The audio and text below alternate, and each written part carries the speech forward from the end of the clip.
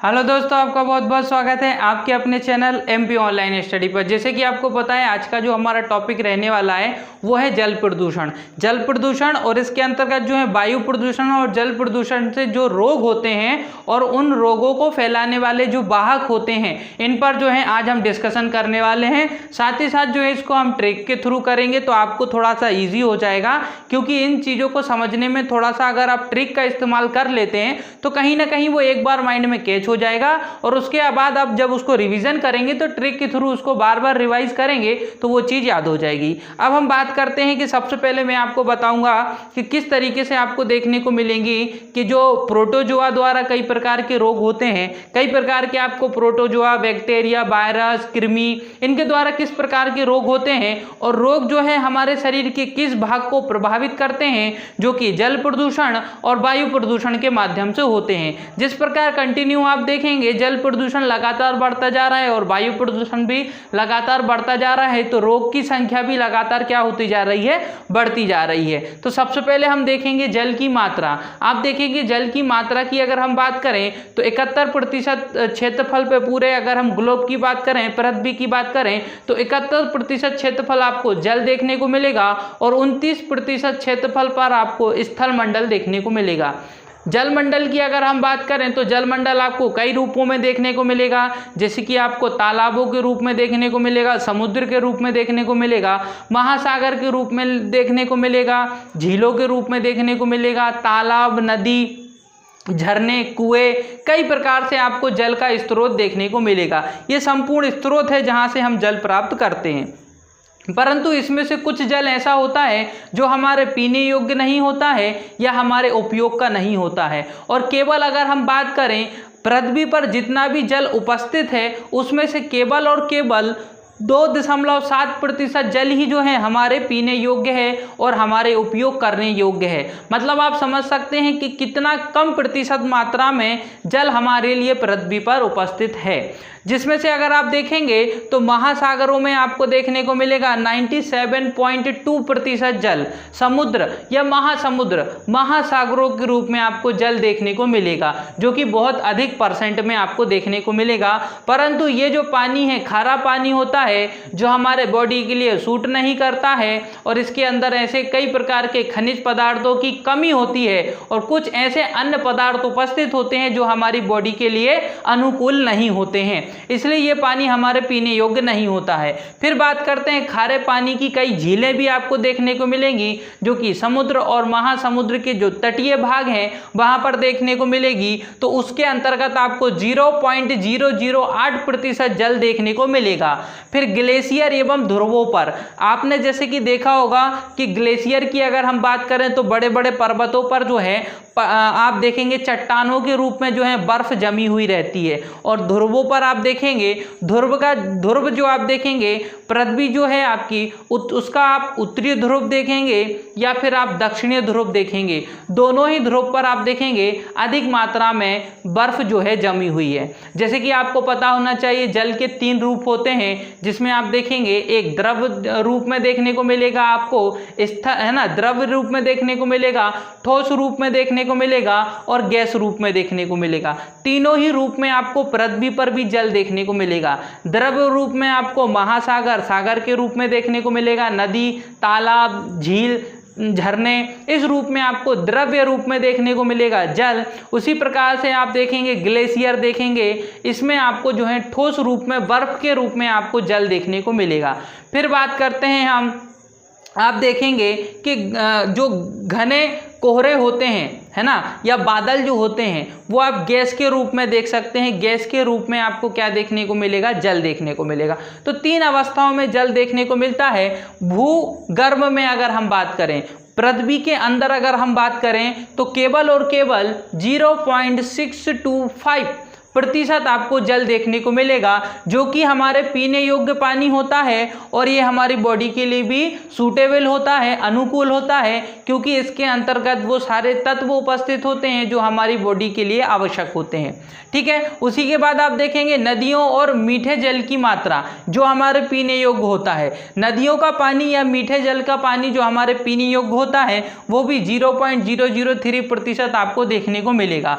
फिर बात करते हैं झीलों में, है ना, तो ये झीलों में भी आपको देखने को मिलेगा। वायुमंडल में आपको देखने को मिलेगा वाष्प के रूप में।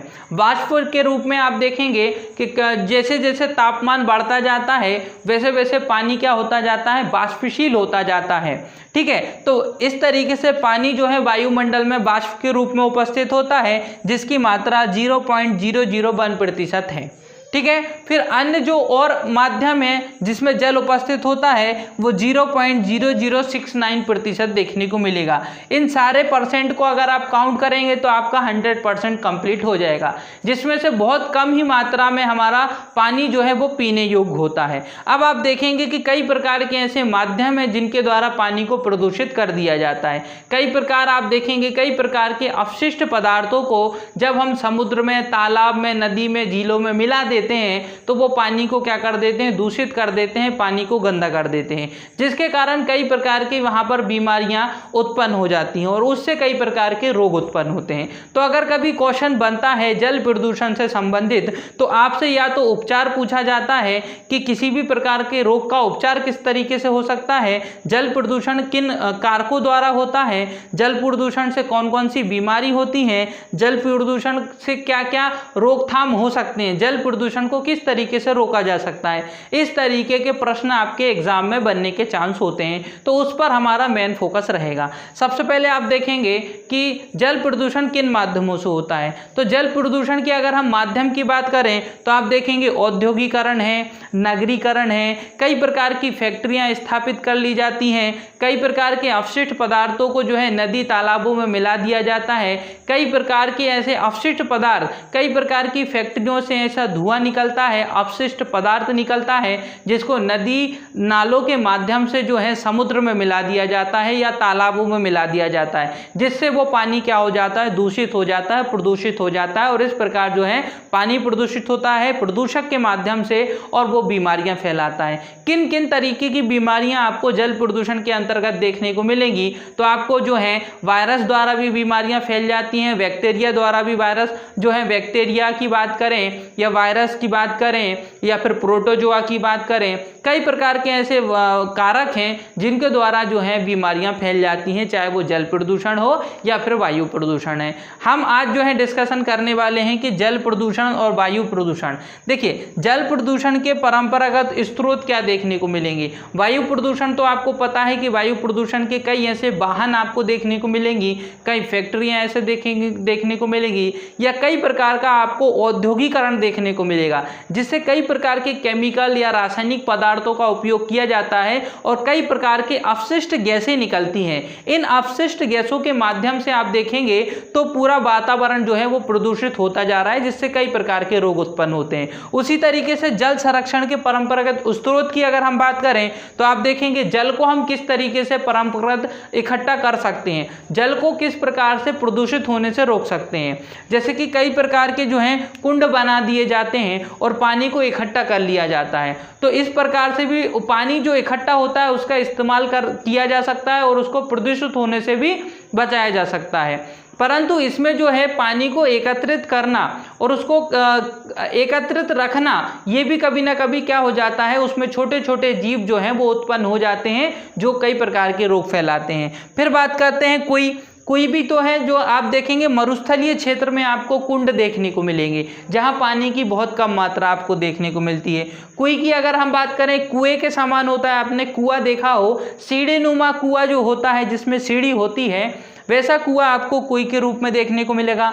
बावड़ी भी एक कुएं के रूप में आपको देखने को मिलेगी। नाड़ी जो होता है वो एक छोटा सा गड्ढा कर दिया जाता है और उसमें पानी एकत्रित करते हैं ताकि पानी छनता जाता है और जो पानी हमको प्राप्त होता है वो शुद्ध पानी प्राप्त होता है। तालाब के रूप में भी हम पानी को एकत्रित कर सकते हैं, बांध बनाकर भी हम पानी को एकत्रित कर सकते हैं और इस प्रकार पानी का संरक्षण भी किया जा सकता है, जल का संरक्षण भी किया जा सकता है। अभी अगर आप देखेंगे तो अधिकांश आपको बांध के रूप में पानी का संरक्षण देखने को मिलता है।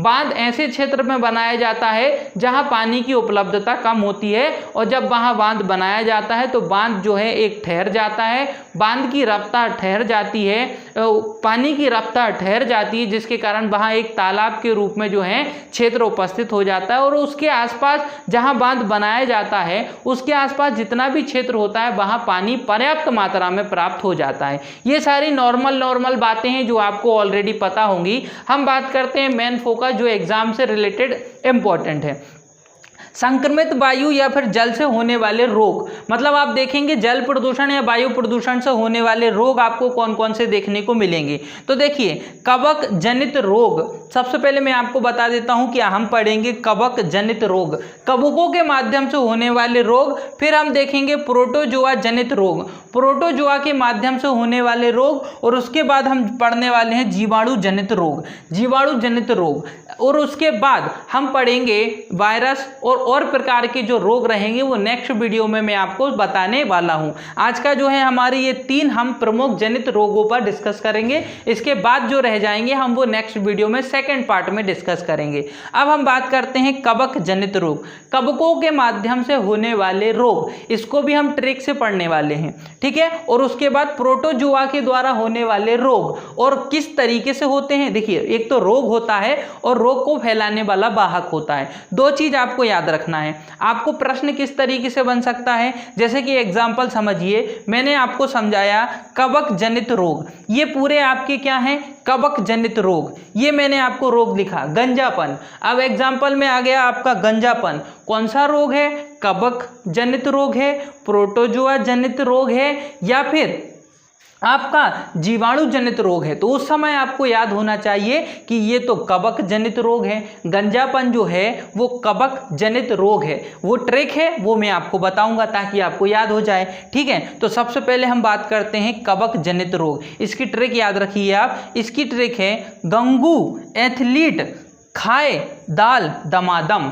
क्या है इसका, गंगू एथलीट खाए दाल दमादम, ये इसकी ट्रिक है। अब इस ट्रिक के माध्यम से आप कैसे याद रखेंगे, ट्रिक याद हो जाएगी तो आपको जो है कवक जनित रोग याद हो जाएंगे। और क्वेश्चन में कभी आपसे पूछ लिया जाता है कवक जनित रोग कौन सा है, तो आपको बताना है उस समय इस ट्रिक के माध्यम से, गंगू एथलीट खाए दाल दमादम। देखिए गंगू यहाँ पर लिखा हुआ है, शब्द मैंने यहाँ पर लिखे हुए हैं और उसकी ट्रिक के द्वारा, इस शब्द के द्वारा हम जो है रोग का नाम याद करेंगे और रोग का नाम किस वाहक के माध्यम से ये रोग होता है उस वाहक का नाम मैंने यहाँ पर लिखा हुआ है। तो इसमें देखिए सबसे पहले ये है हमारी ट्रिक गंगू।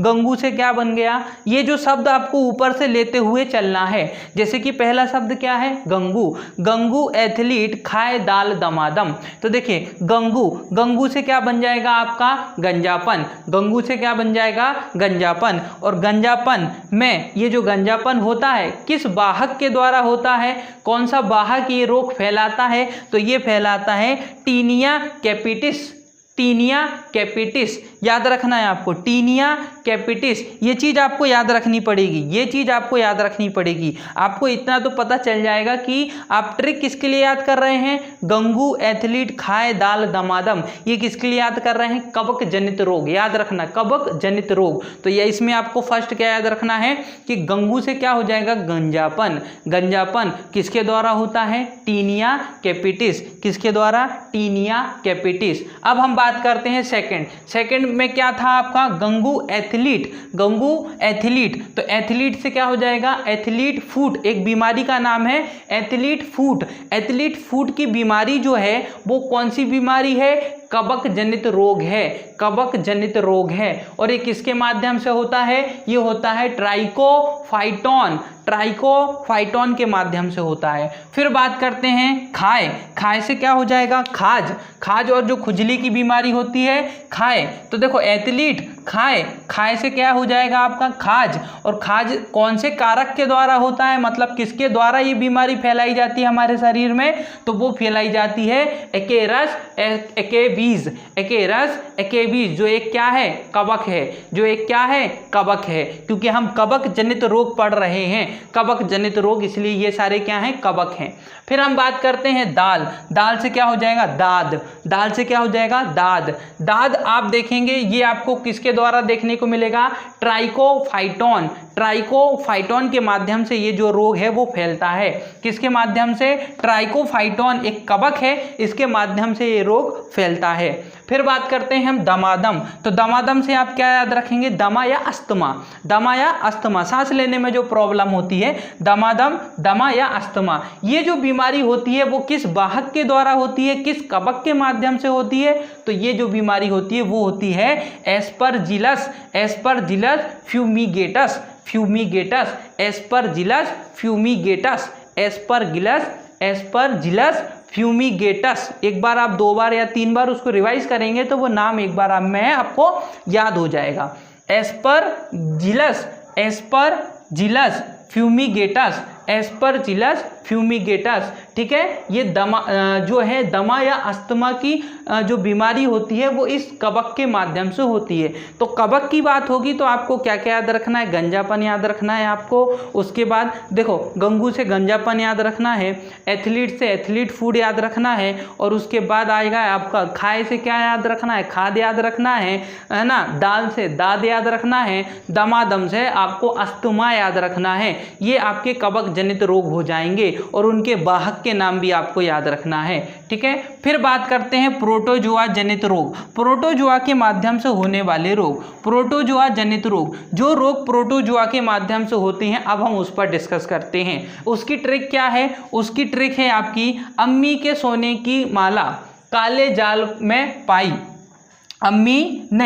अम्मी ने कर लेते हैं यहाँ पर, ने ज़्यादा सूट करेगा, अम्मी ने सोने की माला काले जाल में पाई, क्या हो जाएगा, अम्मी ने सोने की माला काले जाल में पाई, ये हो जाएगी हमारी ट्रिक। और ये जो ट्रिक है ये किसके लिए है, प्रोटोजोआ। आपसे डायरेक्टली प्रश्न भी पूछा जा सकता है, जल प्रदूषण से होने वाले और वायु प्रदूषण से होने वाले रोग हैं, और हमारा टॉपिक ही जल प्रदूषण या वायु प्रदूषण से होने वाले रोग, ठीक है। तो उस पर आज जो है डिस्कशन हो रहा है, इसलिए आपको याद रखना है जल प्रदूषण है ये प्रोटोजोआ जनित रोग, प्रोटोजोआ जनित रोग या प्रोटोजोआ से होने वाले रोग। सबसे पहले ट्रिक मैं आपको बता चुका हूँ, अम्मी ने सोने की माला काले जाल में पाई।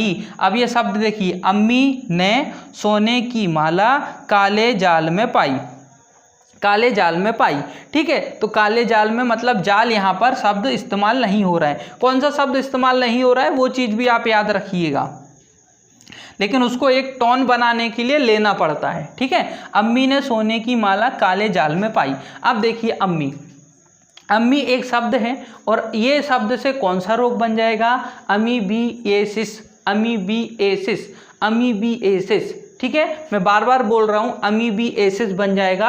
और ये कौन सा वाहक है, ये एक प्रोटोजोआ है, जो नाम मैं आपको बताऊंगा वो एक प्रोटोजोआ है और उसका नाम क्या है, एंटी अमीबी हिस्टोलिटिका, एंटी अमीबी हिस्टोलिटिका, ठीक है। एंटी अमीबी हिस्टोलिटिका ये एक वाहक है, और ये कौन सा वाहक है, प्रोटोजोआ वाहक है। ये कौन सा रोग फैलाता है, ये अमीबिएसिस एक रोग है वो फैलाता है, ठीक है। तो ये आपको याद रखना है, अम्मी से अमीबिएसिस, और ये अम्मी से आप क्या याद रखेंगे, ये प्रोटोजोआ है, ठीक है। ये प्रोटोजोआ से होने वाला रोग है।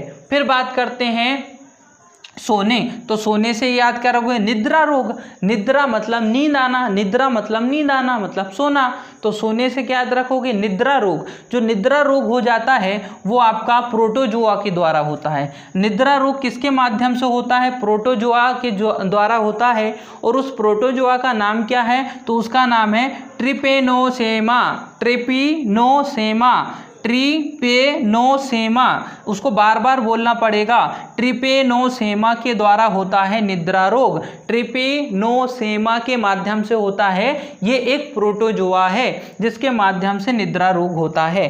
फिर बात करते हैं माला, माला से याद रखेंगे आप मलेरिया, माला से क्या याद रखेंगे आप, मलेरिया। और ये प्लाज्मोडियम, फाल्सीपेरस, प्लाज्मोडियम फाल्सीपेरस के माध्यम से होता है। मलेरिया रोग जो है वो प्लाज्मोडियम फाल्सीपेरस, ये कई बार प्रश्न में पूछा गया है मलेरिया से संबंधित। ये एक प्रोटोजोआ जनित रोग है, ये चीज़ डायरेक्टली पूछी जाती है, ये चीज़ याद रखना है। मलेरिया जो है वो प्रोटोजोआ जनित रोग है और किस प्रोटोजोआ के द्वारा होता है, तो प्लाज्मोडियम फाल्सीपेरस के माध्यम से ये जो है मलेरिया रोग होता है। और आप ट्रिक के माध्यम से याद रखेंगे कि ये जो है एक प्रोटोजोआ जनित रोग है।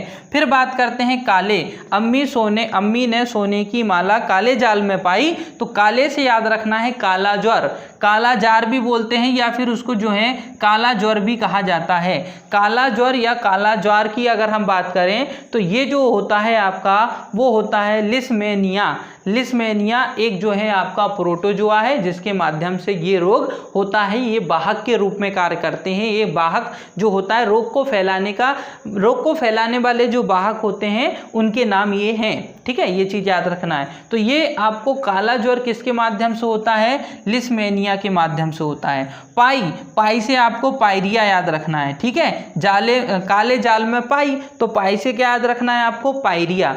पायरिया जो होता है जिंजीबेलिस के माध्यम से होता है और ये जिंजीबेलिस क्या है, एक प्रोटोजोआ है। तो जिंजीबेलिस एक प्रोटोजोआ है, ये भी याद रखना है। पायरिया जिंजीबेलिस याद रखना है, काला ज्वर लिस्मेनिया याद रखना है, मलेरिया प्लाज्मोडियम फाल्सीपेरस याद रखना है, निद्रा रोग ट्रिपेनोसेमा याद रखना है आपको, अमीबिएसिस आपको एंटी अमीनो याद रखना है। इस तरीके से नाम आपको याद रखने पड़ेंगे।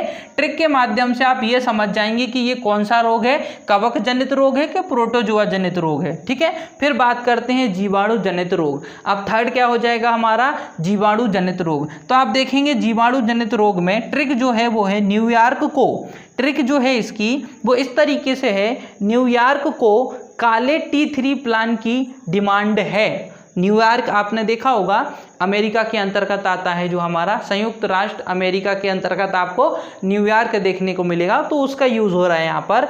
न्यूयॉर्क को काले T3 है ना, न्यूयॉर्क को काले T3 प्लान की डिमांड है ना, डिमांड है। न्यूयॉर्क को काले T3 प्लान की डिमांड है, ये ट्रिक है।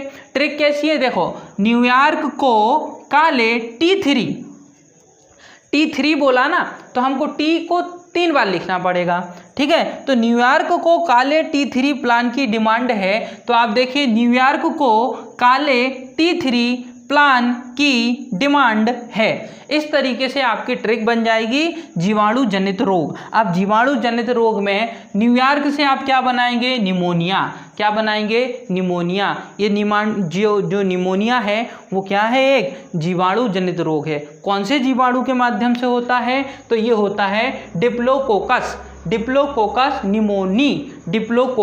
निमोनी के माध्यम से ये जो है रोग होता है। डिप्लोकोकस निमोनी के माध्यम से ये रोग होता है। कौन सा रोग होता है आपका, जीवाणु जनित रोग, और उसका नाम क्या है, निमोनिया। निमोनिया जो होता है डिप्लोकोकस निमोनो, एक आपका जो है जीवाणु है उसके माध्यम से होता है। ट्रिक के माध्यम से आप याद कर लेंगे कि कौन सा है। जैसे कि मान लीजिए इसके थ्रू आता है, अगर निमोनिया आता है तो निमोनिया आप कैसे याद रखेंगे, न्यूयॉर्क, और न्यूयॉर्क वाला हमने कहाँ पढ़ा था, जीवाणु में पढ़ा था। ये जो ट्रिक है वो जीवाणु से संबंधित है। आपको ट्रिक को जीवाणु से है कि प्रोटोजोआ से है कि कवक से है, ये आपको लिंक बनाना पड़ेगा। ठीक है, फिर बात करते हैं न्यूयॉर्क। अब इससे जो होता है निमोनिया जो होता है, इससे हमारे शरीर का कौन सा अंग प्रभावित होता है, तो वो प्रभावित होता है फेफड़ों की अगर हम बात करें तो निमोनिया, जब हमारे पास निमोनिया रोग होता है तो उससे हमारे कौन सा अंग प्रभावित होता है शरीर का, तो वो फेफड़े प्रभावित होते हैं। ठीक है,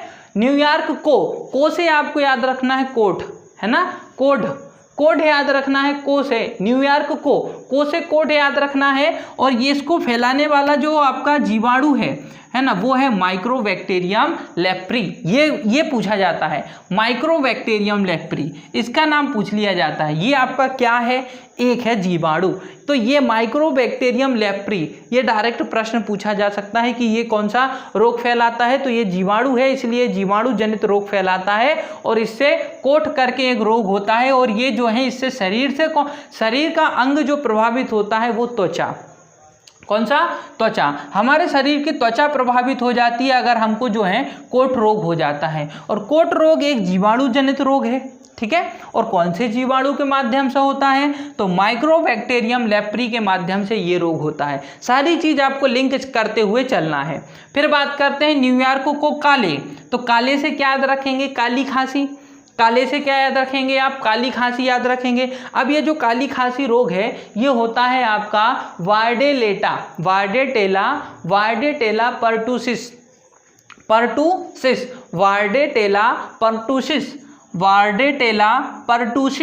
वार्डेटेला पर्टुसिस ये एक बीमारी है। कौन सी? काली खांसी। और ये काली खांसी जो है वो जीवाणु जनित रोग है। कौन से जीवाणु के माध्यम से होता है? तो वार्डेटेला पर्टुसिस के माध्यम से होता है, पहली बात है ना। और इस ट्रिक के माध्यम से काले से काली खांसी याद रखना है। कौन सा शरीर प्रभावित होता है? फेफड़े। खांसी से तो हमारे फेफड़े जो हैं वो, क्योंकि वायु का जो मार्ग होता है वो प्रभावित होता है। खांसी जब हमको आती है ना तो उससे वायु का जो मार्ग होता है, फेफड़ों का जो मार्ग होता है, फेफड़ों से वायु जो आती है वो जो है प्रभावित होती है, जिसके माध्यम से आप देखेंगे फेफड़े हमारे, इसके शरीर के फेफड़े प्रभावित हो जाते हैं काली खांसी से। और ये किस जीवाणु द्वारा होता है? तो वार्डेटेला पर्टुसिस के माध्यम से होता है। अब 3T में आपको फर्स्ट टी से क्या याद रखना है? 3T जो है उसमें फर्स्ट टी से आपको याद रखना है टाइफाइड। टाइफाइड बीमारी जो है जीवाणु जनित रोग है। डायरेक्ट प्रश्न पूछा जाता है, याद रखना है। टाइफाइड आपका जीवाणु जनित रोग है। और टाइफाइड की अगर हम बात करें तो ये क्या है? जीवाणु जनित रोग है टाइफाइड।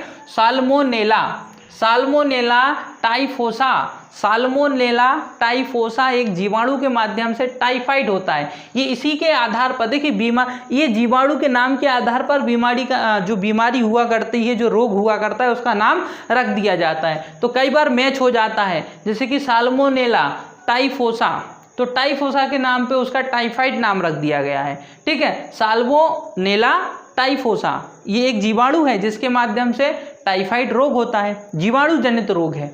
छोटी आंत प्रभावित होती है शरीर में, आप देखेंगे पाचन तंत्र का अंग है। छोटी आंत जो है हमारे शरीर में पाचन तंत्र का अंग है। आपको पता होना चाहिए कि शरीर का कौन सा भाग किस तंत्र में आता है। श्वसन तंत्र अलग होता है, आपका तंत्रिका तंत्र अलग होता है, पाचन तंत्र आपका अलग होता है। तो इस तरीके से आपको सारे तंत्र में कौन कौन से अंग आते हैं वो पता होना चाहिए। पाचन तंत्र में आता है आपका छोटी आंत। छोटी आंत प्रभावित हो जाती है टाइफाइड से। टाइफाइड जो है साल्मोनेला टाइफोसा एक जीवाणु है, उसके माध्यम से होता है।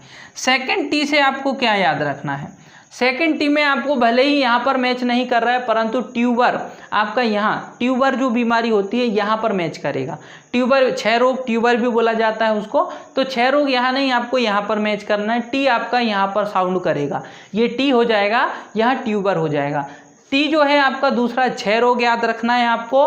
और इससे जो है ट्यूबरकुलोसिस बोलते हैं ना, ट्यूबरकुलोसिस क्षय रोग है ना, ट्यूबरकुलोसिस भी उसको बोला जाता है, क्षय रोग ट्यूबरकुलोसिस। तो ट्यूबरकुलोसिस की बीमारी भी आपकी कौन सी बीमारी है? ट्यूबरकुलोसिस जो होता है, ट्यूबरकुलोसिस या उसका नाम ही है क्षय रोग। ट्यूबरकुलोसिस करके जीवाणु द्वारा ये जो बीमारी होती है। और इससे जो क्षय रोग है इससे हमारे शरीर का फेफड़े ही प्रभावित होते हैं। हमारे शरीर का कौन सा भाग प्रभावित होता है? फेफड़े। और जो फेफड़ों की अगर हम बात करें, ये श्वसन तंत्र का भाग होता है। कौन से तंत्र का भाग होता है? श्वसन तंत्र का भाग होता है, ठीक है। फिर बात करते हैं थर्ड टी। ये जो हमारा थर्ड नंबर का टी आएगा, इससे हमारे शरीर का जो है टिटेनस होती है। कौन सा बीमारी हो जाती है? इससे टिटेनस हो जाती है। और टिटेनस आपका कौन से जीवाणु द्वारा होती है? क्लोस्ट्रीडियम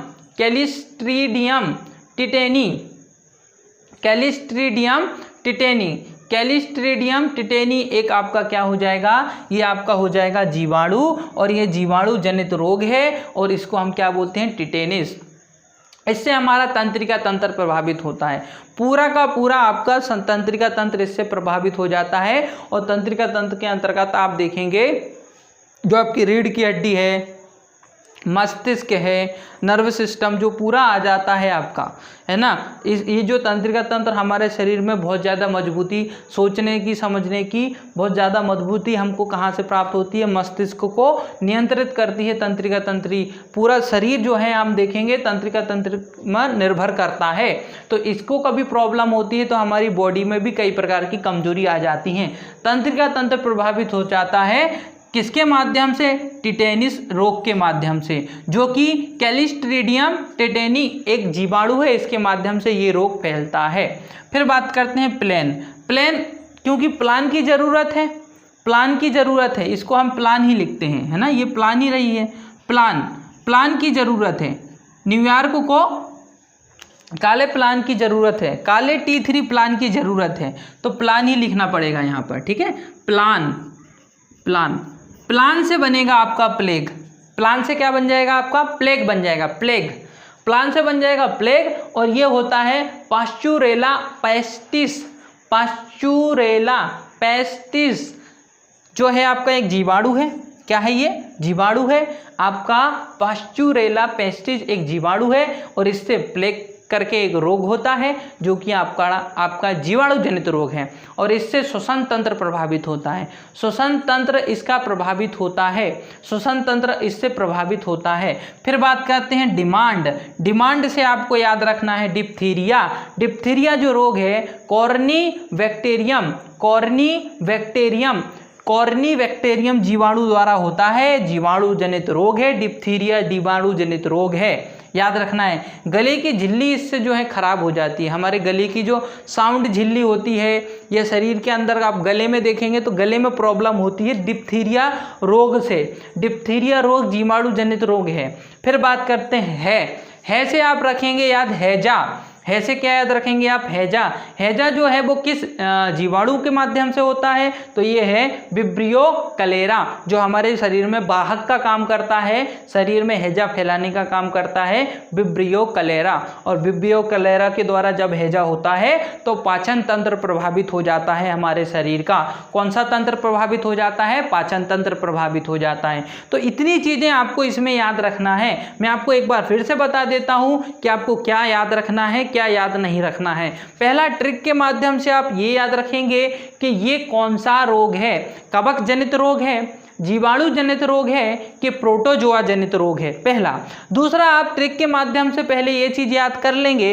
दूसरा, आपको जो रोग है वो किस वाहक के माध्यम से हो रहा है ये याद रखना पड़ेगा। ये आपका जल प्रदूषण या वायु प्रदूषण के माध्यम में रोगों के अंतर्गत प्रश्न इस पे बन सकता है, ठीक है। तो कहीं पर भी अगर आप देखेंगे जल प्रदूषण या वायु प्रदूषण टॉपिक जो होता है उसमें आपको जल प्रदूषण के माध्यम से या वायु प्रदूषण के माध्यम से जो रोग होते हैं, तो रोग को फैलाने वाले क्या होते हैं, या तो वायरस होता है, या तो बैक्टीरिया होते हैं, या तो प्रोटोजोआ होते हैं, या तो कवक होते हैं। ये जो क्या करते हैं, ये फैलाते हैं रोगों को। तो रोगों को फैलाने वाले ये क्या हो गए, माध्यम हो गए। और उन माध्यम के नाम भी मैंने आपको बताए हैं, और उनके द्वारा कौन कौन से रोग फैलाए जाते हैं वो भी मैंने बताया है। नेक्स्ट वीडियो में भी हमारा जो क्या रहने वाला है, आपका जो बाकी का रह गया है रोग, वो हम डिस्कस करेंगे। आज की वीडियो में हमारा यही समाप्त होती है, और आज की वीडियो भी हमारी यही समाप्त होती है। अगर आज की वीडियो आपको पसंद आई हो तो वीडियो को लाइक ज़रूर करें, हमारे चैनल को सब्सक्राइब करें। अगर आपने चैनल ऑलरेडी सब्सक्राइब किया हुआ है तो बेल आइकन जरूर दबाएं, ताकि आने वाली सारी वीडियो का नोटिफिकेशन आपको प्राप्त हो सके। ओके दोस्तों, thank you, thanks for watching.